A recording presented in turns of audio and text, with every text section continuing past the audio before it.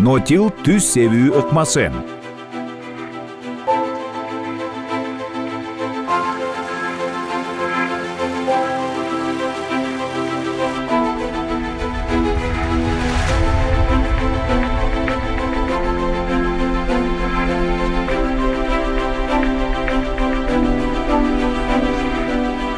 Кайрак жерлер. Кайрак жерлер бул дыйканчылык кеңири таралган жерлерде сугарууга мүмкүн эмес болгон ыңгайсыз жерлер. Кыргызстанда айыл чарба багытындагы 400 000 гектардан ашуун кайрак жер бар. Суу жетпегендиктен бул жерлердин басымдуу бөлүгү пайдаланылбай келет. Андай жерлерде атайын сугарууну талап кылбаган кургакчылыкка чыдамдуу техникалык айыл чарба өсүмдүктөрү өстүрүлөт. Биздин өлкөнүн шартында мындай жерлерге көбүнчө дан эгиндери менен тоют өсүмдүгү эгилет. Мисалы буудай, арпа, нокот жана башка өсүмдүктөр. Кайрак жерди иштетүүдө бүгүнкү күндө жаңы ыкмалар пайда болууда. Мисалы нөлдүк ыкма же түз себүү ыкмасы. Түз себүү ыкмасы. Түз себүү алдын ала иштетилбеген, даяр эмес кыртышка себүү агротехникалык ыкма. Айдоо атайын сеялка менен жүргүзүлөт.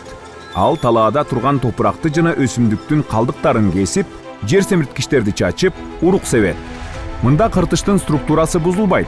Бизде кийинки 3-4 жылдан бери өзүңөр кээ бир дыйкандар менен катышып жүрөт, кээ бир дыйкандар көрүп жүрөт, билип жүрөт, үйрөнүп атышат азыр. Биз жаңы ыкманы уже эгин өстүрүү боюнча колдонуп жүрөбүз. Бул негизинен кайрак жерде колдонуп аткан нотил деген ыкма, же болбосо кыргызча которгондо жерди айдабай түздөн түз себүү. Салт болуп калган ыкма менен колдонуп жүргөндө биз жерди обязательно милдеттүү түрдө айдачубуз. Айдап, аны тегиздеп, майдалап анан сепчүбүз. Мында биз көпчүлүгүбүз билебиз, жерди айдап, майдалап жанакы которушту айдаганда жер обязательно жанакы агрономдук сөз менен айтканда ветровой же болбосо водный эрозия болот дагы, жердин асылдуулугу акырында жыл сайын төмөндөп, кийин түшүм алганга, мындай айтканда, өзүнүн эмесин кошо албайт. Бул ыкма боюнча бул ыкма болсо, ошо жерди жанакындай которушту айдоо жолун кыскартканына байланыштуу жердин асылдуулугу акырындап өз калыбында калат дагы, жердин структурасы, механизм состав ушунун баардыгы ордуна алат дагы, жанакы ветровой водный эрозия болбогондуктан ошонун баары сакталат дагы, и акырында жыл сайын жогорулай берет.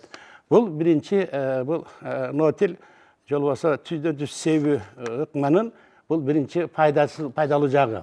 Күзүндөгү жаандар, кышындагы кар, жазындагы эрте жазда боло турган нымдардын баарын тең ошону сактап калыш керек.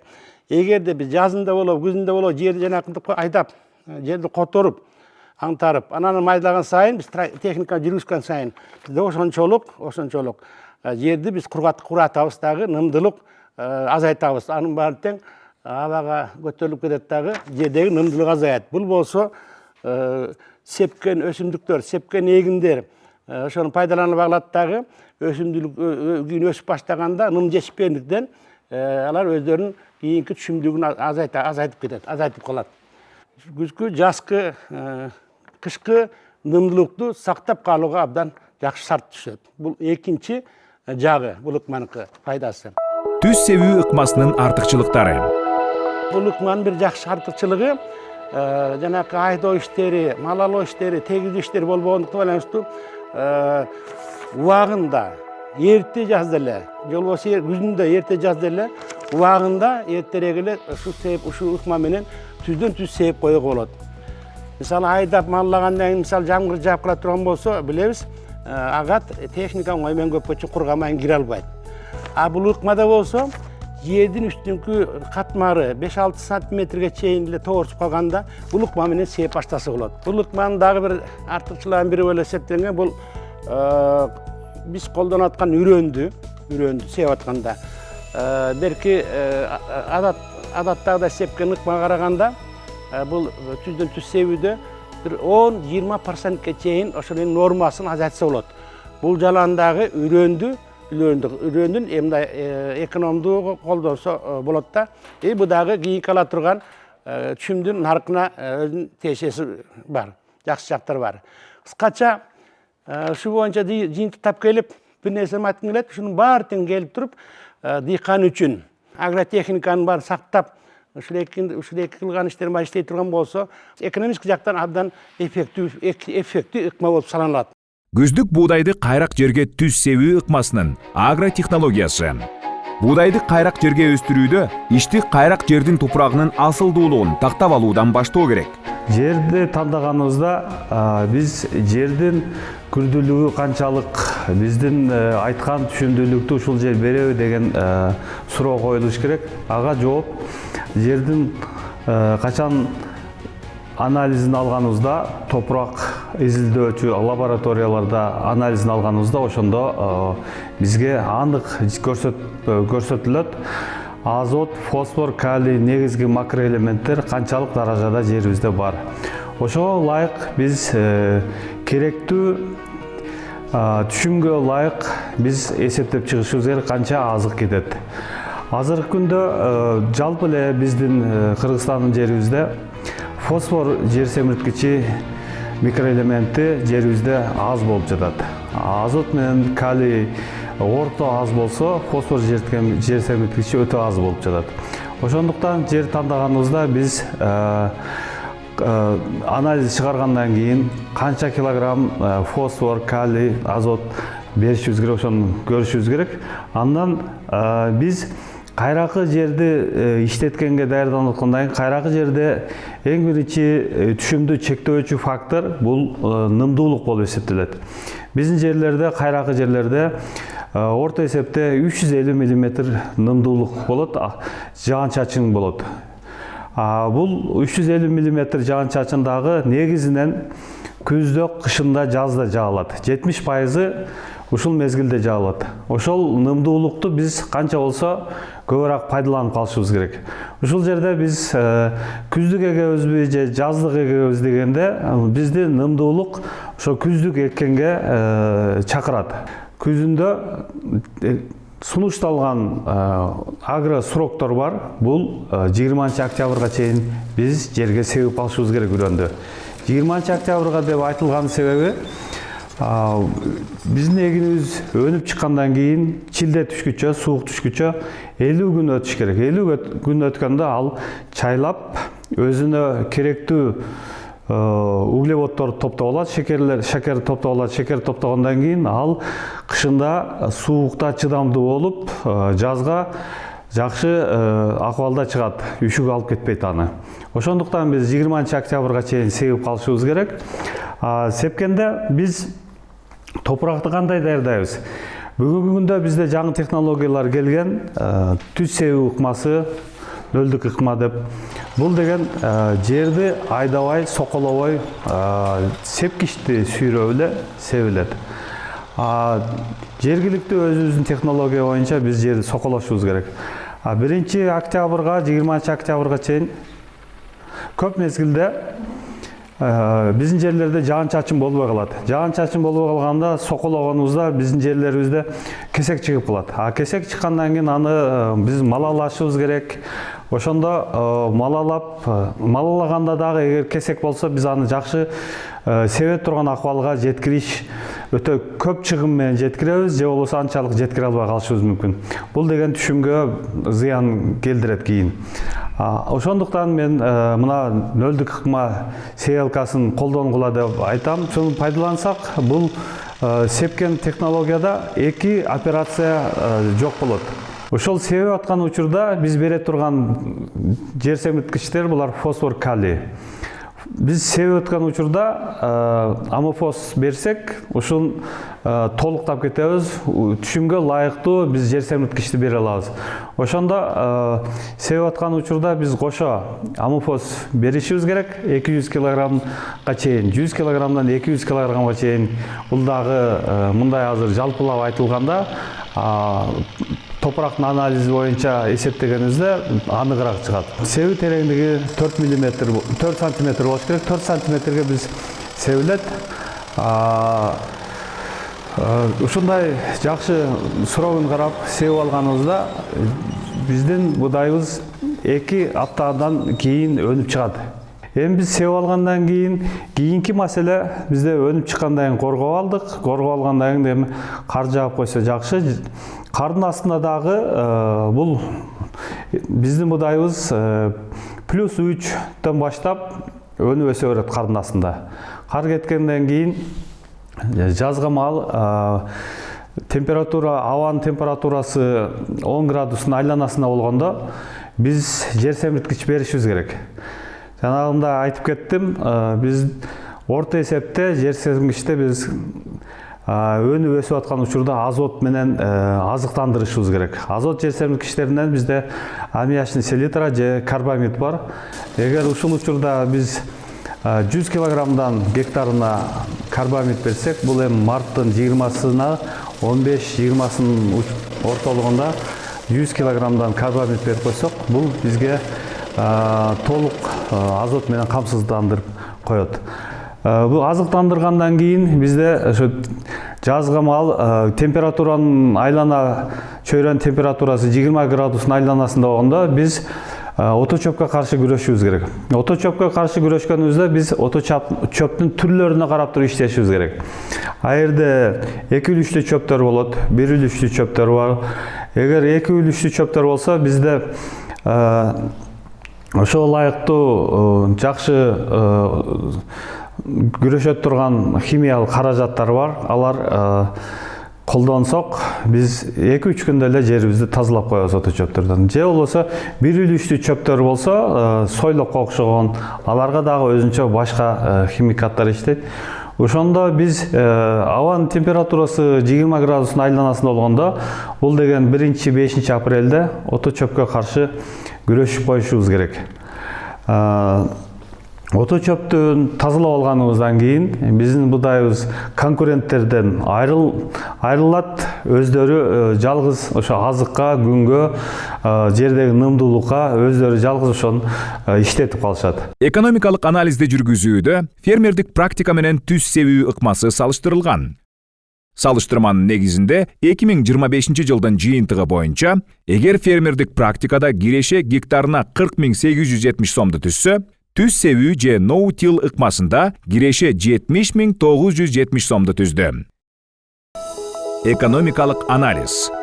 Ар бир нерсени жаңылыкты. Бул мурунку адаттуу ыкмалар менен салыштыруу менен гана биз биле алабыз да кандай экен.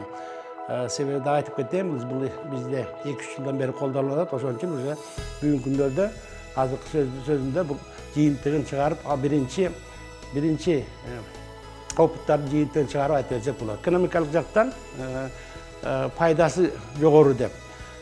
Кетирген чыгымдар азаят, жумуштар кыскарганына байланыштуу, техниканы колдонуу азайганына байланыштуу, ошо чыгымдар анан кийин үйрөндү нормасына азайганына байланыштуу чыгымдар азаят.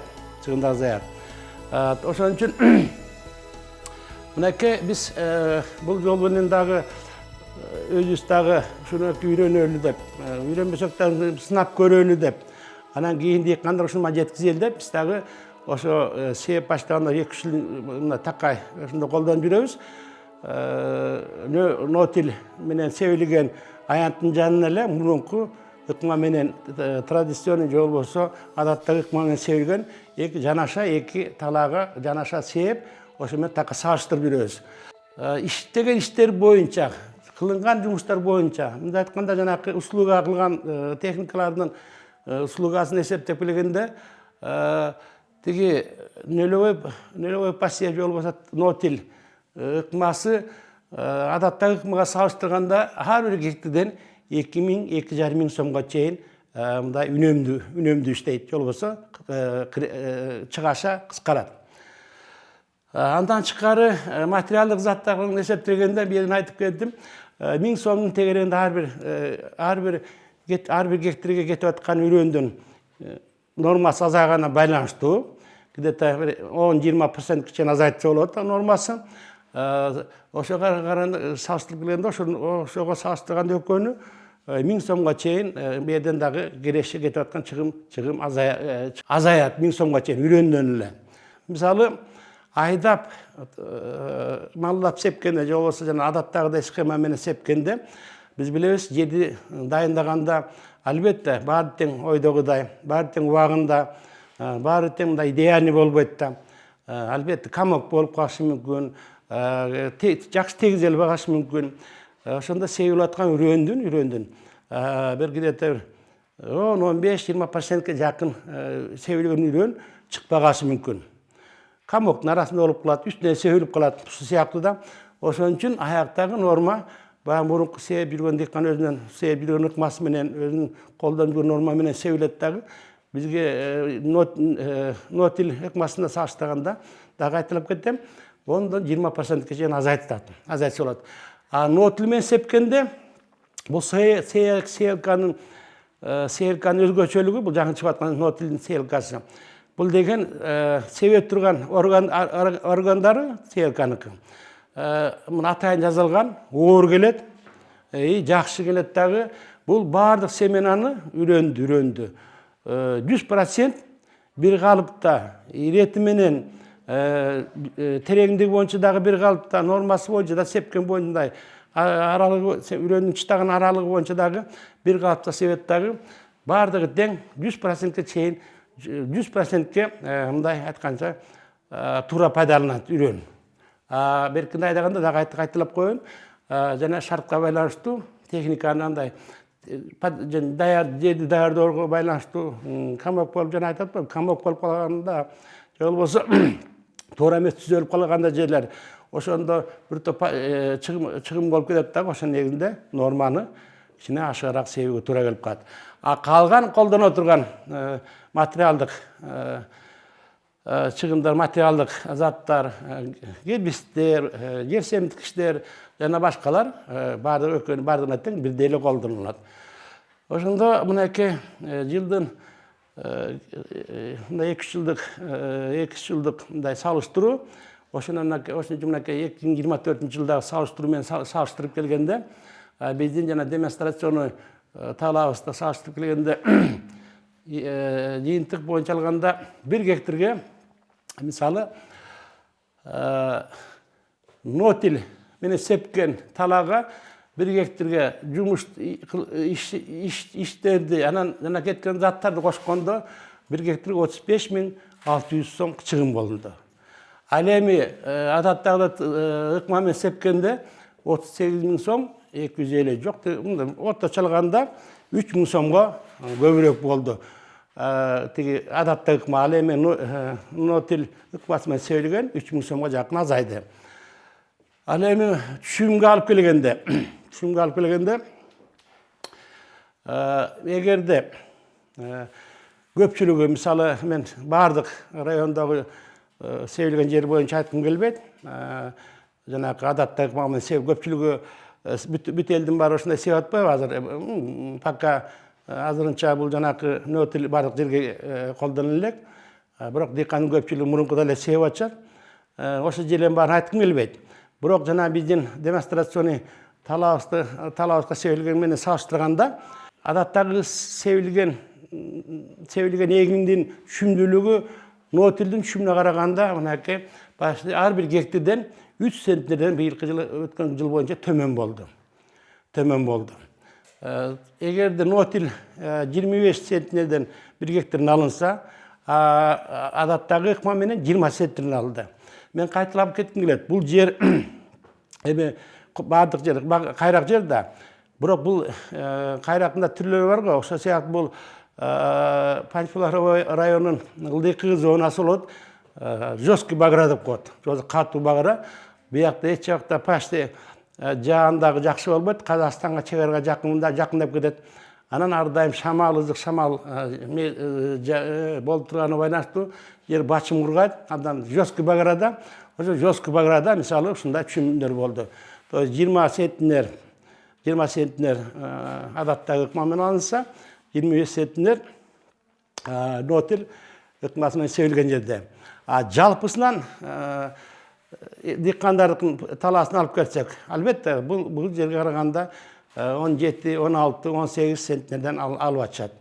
То есть жалпы эмеге нотил биз колдонгон нотил биз эмес, жалпы ошо дыйкандардын колдонгон нотил ыкмасы менен себилген талаалар, аянттар, эгин аянттары жалпы диқандарға қарағанда 4-5 центнерге чейин ашығымен берилди.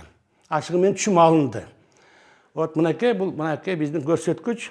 Ушундан кийин мынакей былтыр там күздөн баштап келечекке дагы ушу нотилди колдонуу диқандар көрүп атат. Ар бир тренингке жанагы ушундай талаа күндөрүн өткөзгөндө, семинар өткөзгөндө баары катышкандардын баары тең ушул ыкмага азыр өтүп башташты.